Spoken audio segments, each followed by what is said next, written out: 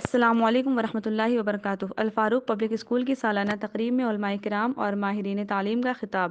منعقدہ تقریب میں کثیر تعداد میں لوگوں کی شرکت۔ اعظم گڑھ 15 فروری ذاکر حسین کوٹانہ سنجر پور میں الفاروق پبلک کے صحن میں منعقدہ سالانہ تقریب میں بچوں نے اپنے پروگرام پیش کر کے حاضرین کو دنگ کر دیا۔ تلاوت قرآن سے شروع ہو کر بچوں نے اشعار پڑھ کر متعدد زبانوں میں تقاریر، سماجی مسائل پر ڈرامہ، مباحثے اور عوامی مسائل پر مبنی پروگرام پیش کر کے حاضرین کو محظوظ کیا۔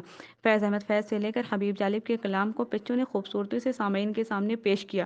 ننھے بچوں کی کارکردگی دیکھ کر تقریب میں موجود لوگوں نے تالیوں سے صحن بھر دیا۔ ماہرین تعلیم اور اسکالرز نے تقریب میں والدین، حقوق اور ذمہ داریاں کے موضوع پر لوگوں کے سامنے اپنی آراء پیش کی۔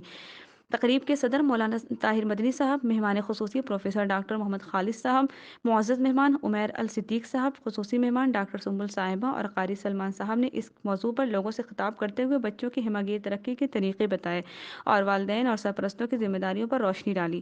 مقررین نے اس طرح کی تھیم پر تقریب منعقد کرنے پر اسکول انتظامیہ کی تعریف کی اور مستقبل میں بھی اس طرح کے پروگرام کی امید ظاہر کی۔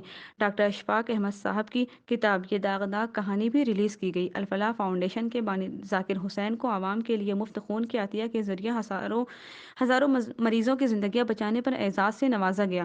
عبدالمتین ادبی ایوارڈ محمد عارف اصلاحی صاحب کو دیا گیا۔ پروگرام کے سرپرست ڈاکٹر شمیم احمد خان صاحب نے مہمانان کو مومنٹوز دیا۔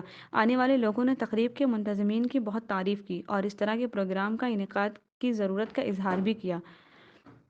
پروگرام کی نظامت رہنما عبدالرحیم اور عظمیٰ نسیم نے کی۔ اسکول کے پرنسپل ڈاکٹر محمد ذیشان نے سالانہ رپورٹ پیش کی اور والدین سے کہا کہ وہ اپنے بچوں کی ہمہ جہت ترقی کے لیے وقت اور محنت دونوں کریں۔ آخر میں ابو طلحہ نے شکریہ کلمات ادا کیے۔ جزاک اللہ خیر۔ السلام علیکم ورحمۃ اللہ وبرکاتہ۔